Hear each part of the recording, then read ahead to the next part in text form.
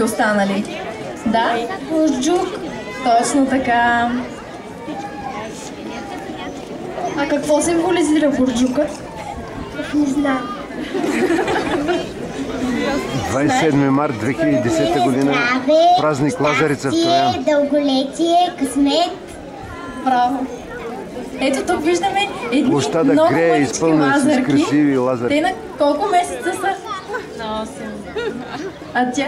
Ние на 8. На 8. Вижте от колко малки още се учат на нашите хубави български традиции. Страхотни са. Ами така, нека да видим сега и следващото дефиле. Това бяха нашите автентични лазарки.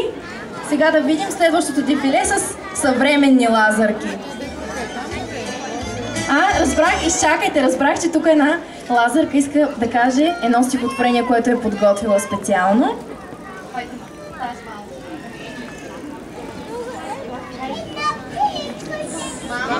Мама ме изпрати лазарка да ходя.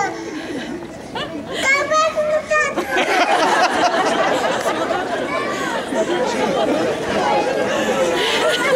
Ето, виждате колко много обича тази лазарка своята майка. Ще кажеш ли стихотворението? Ще кажеш ли?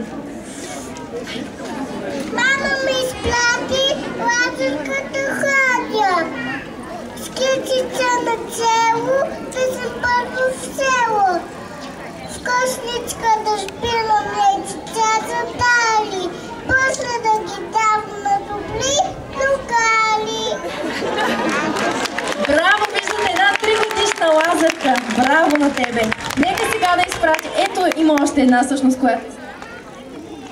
Лазарчице, китчице, тръпни дважди за мен, да ми станат китчице, две буски червени. Лазарчице, китчице, тръпни дважди за кака, да им дойдат сватове, мама да ги дочака. Лазарчице, китчице, тръпни трищи за мама, да ми гледа весело, като разна голяма. Браво на вас, аплодисменти! Нека сега да изпратим нашето дефиле от автентични лазарки.